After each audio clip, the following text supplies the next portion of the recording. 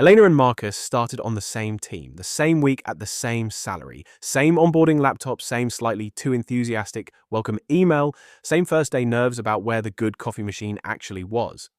3 years later, Marcus has been promoted twice. Elena has been promoted once. Both of them are genuinely good at their jobs. Neither one is coasting, and neither one has been secretly slacking off in a supply closet somewhere. If you lined up their actual output side by side, the quality of the work, the problems each of them has solved, you would not be able to predict which one of them makes more money today. Competence on its own doesn't explain the gap. Elena and Marcus are composites, not documented individuals, but the pattern underneath their story shows up constantly in workplace psychology research, across industries that otherwise have almost nothing in common. Something else decided the outcome here, and it happened almost entirely without either of them noticing. So here's the real question. Why do two equally capable people so often end up earning very different amounts? And why isn't the answer simply one of them works harder? Rewind to one fairly ordinary week for each of them. Elena catches a serious error before it ever reaches a client. She notices it on a Tuesday afternoon, quietly traces it back to its source, fixes it, and moves on with the rest of her day. Nobody outside her own team ever learns it almost happened, because the entire point of catching it was making sure it never happened. There's no meeting about a crisis that got averted. There's just a slightly quieter Wednesday than there would otherwise have been. That same week, Marcus finishes a modest improvement to an internal process and presents it at the company all hands. It's a fine piece of work, nothing dramatic, genuinely useful, but not life-changing. It's also the kind of fine work that comes with a slide, a walkthrough, and a small ripple of applause, the corporate equivalent of a standing ovation. Here's the uncomfortable part. A manager can only reward what a manager actually knows about. This isn't a story about managers being lazy or unfair. It's simpler and slightly bleaker than that. Decision makers act on the information that actually reaches them, and a disaster that didn't happen is structurally invisible in a way a finished slide deck just isn't.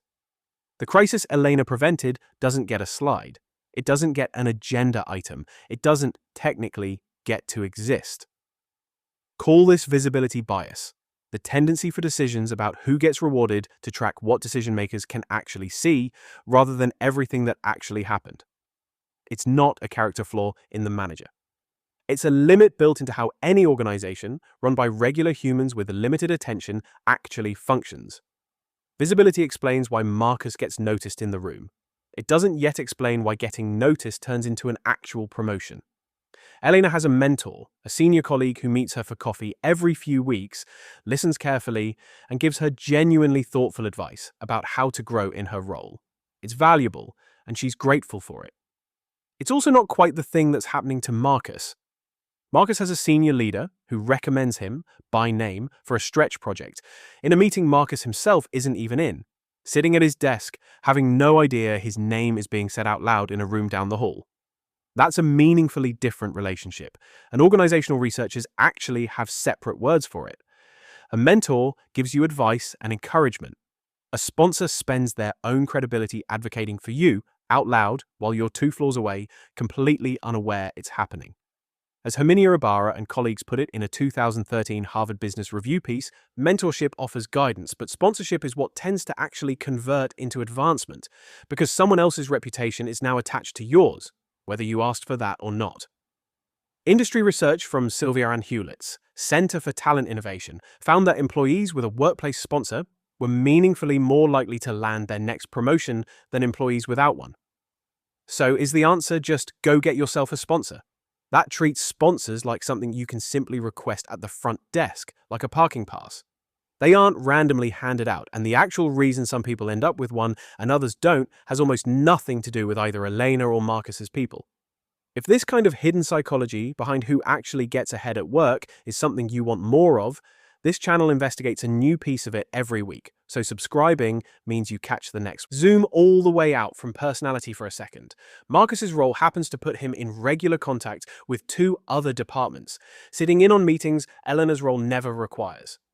Elena's role, just as demanding and just as skilled, keeps her embedded inside one tight-knit team, doing consistently excellent work that mostly gets seen by the same 6 people. Neither of them consciously chose this. It's closer to an accident of team structure than a strategy either one designed on purpose. In 2004, sociologist Ronald Burt studied exactly this, analyzing survey and network data from a large American electronics company.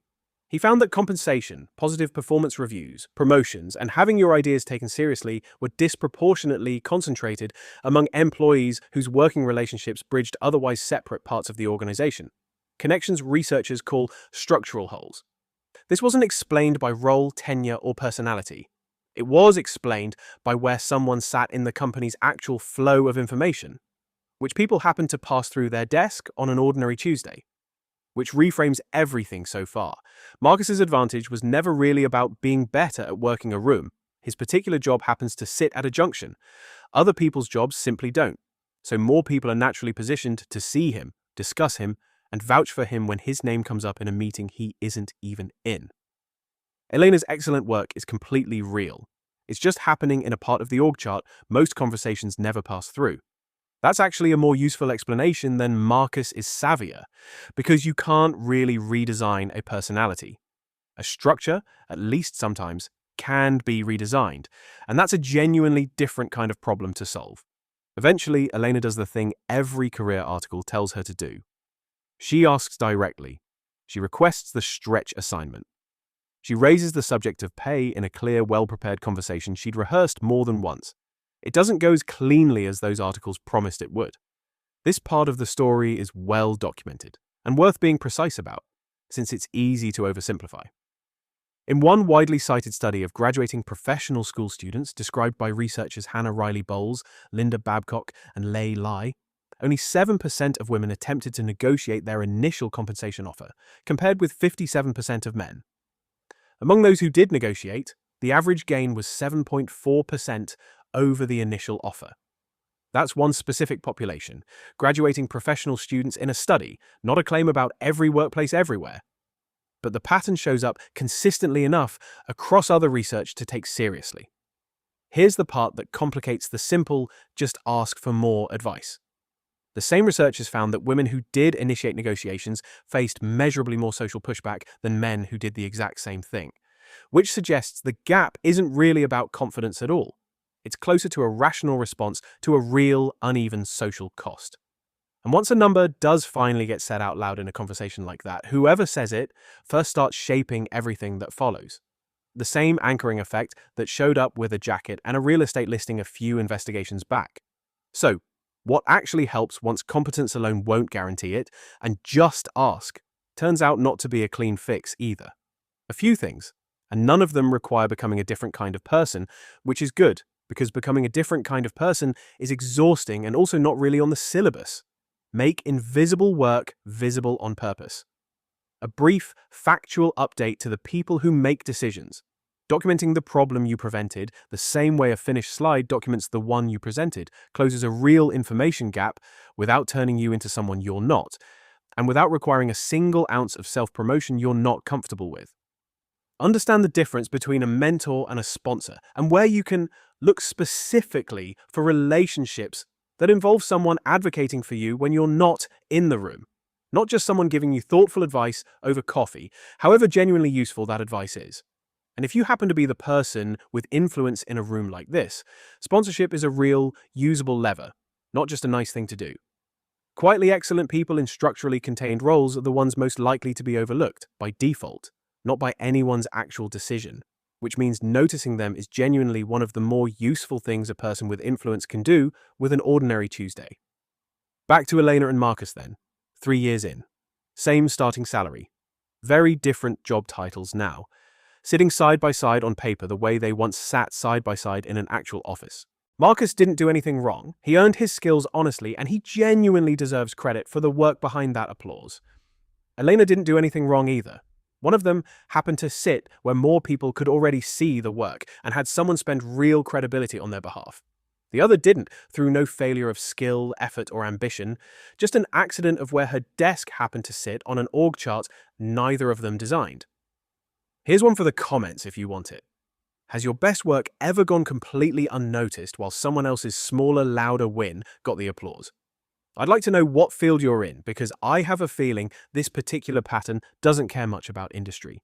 If you want more of the psychology behind who actually gets ahead and why hard work alone was never quite the financial or workplace strategy it's advertised to be, subscribing means you'll be here for the direct sequel to this one about the exact moment competent people accidentally convince themselves that hard work is a promotion strategy on its own. It isn't. And there's a specific reason it feels like it should be. The raise was never really about who worked harder. It was about who was already standing where people happened to be looking.